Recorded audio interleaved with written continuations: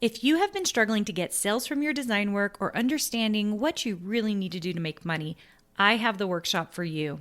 On September 23rd, I'm hosting my first ever Profitable Designer Workshop. This 1-day, 3-hour workshop is only $97, but I have a discount for all my podcast listeners. Go to carinagardnercourses.com/profit and put in the code podcast for $50 off. I can't wait to see you more profitable. Welcome to the Make and Design Podcast. I'm your host, Carina Gardner. On this podcast, we're unraveling the everyday joys and dilemmas of design, making, and business.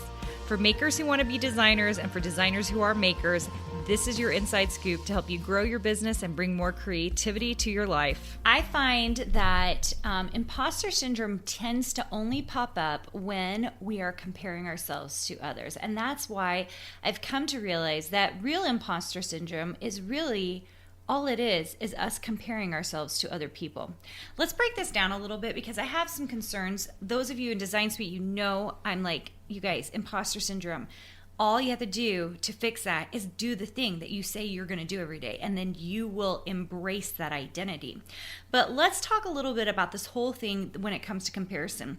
Almost always imposter syndrome tends to come up. It tends to pop up, and I see this with friends, family, work colleagues. Anytime it has come up, it's because we've seen somebody else either in our field or another field, and we suddenly feel like we aren't as good as them.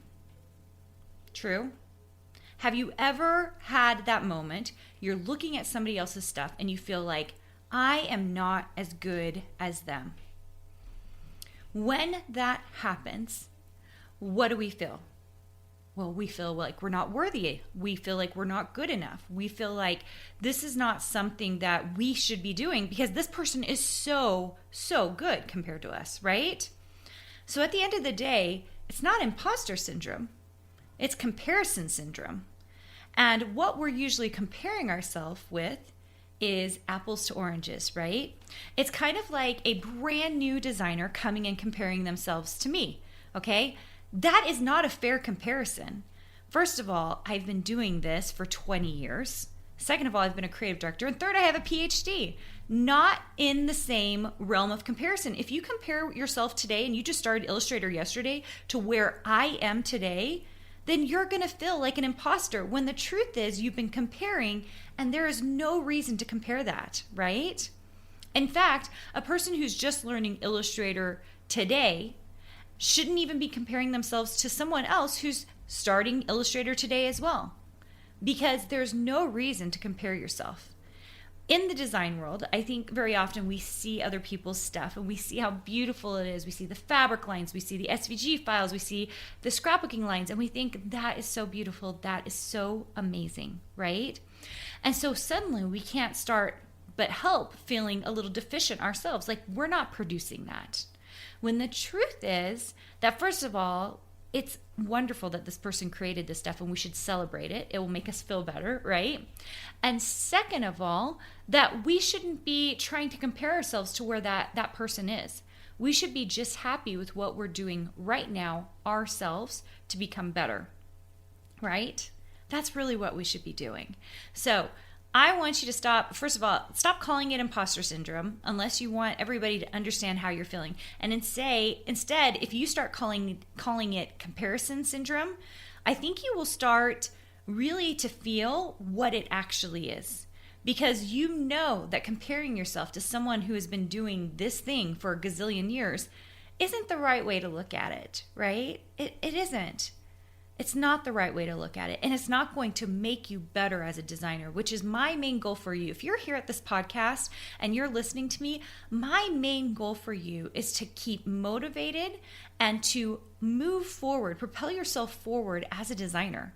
That is my only goal for you. And if anything, my hope is that you're not comparing yourself for me, you're modeling me. You're going, Carina did it, why can't I do it? And that's the real question you should ask yourself every day. If so-and-so did it, why can't I do it? Why not me? That's a nice thought, right? Because why not you? Do you work smart? Are you strategic? Are you going to work hard? Do you want to go after it? Do you have no plan B? So this is the trajectory that you're on. Guess what? If you're doing the right things and figuring out ways to make money doing it, you are on the right path. You absolutely are. And if you need more motivation, then you need to come into a program like mine in Design Suite, where we spend all our time making sure you remain motivated, making sure you've got community to support you, okay? Because that's important stuff. And guess what? You don't have to compare yourself to the other designers. If anything, you're going to feel embraced by them because you are all working towards the same thing, right?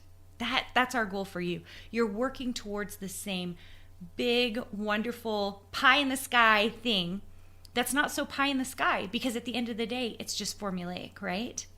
So forget that imposter syndrome, move it over to the side, call it by what it really is. You're comparing yourself in ways that you should not be comparing yourselves. Now, I am not saying that those feelings that you're feeling are not real. Okay, I want to be very clear about that, because I have those feelings too, okay? But it's what we do with those feelings that matter. Does that make sense? It's what we do with those feelings. And if we tell ourselves that we aren't good enough and we're not worthy, then we're doing bad things with that information. But instead, if we have those feelings and we go, I can rise above this. I know I'm just comparing myself. It's not because I am also not a designer, okay? Then we can move past it and move forward. I hope this helps you guys. Someone needed to hear this today. And if it was you, just know you're worthy. You are good enough to be an amazing designer. Hey, did you know that you can visit me at makeanddesign.com to learn more about this podcast and join my VIP group for weekly freebies? I can't wait to see you there.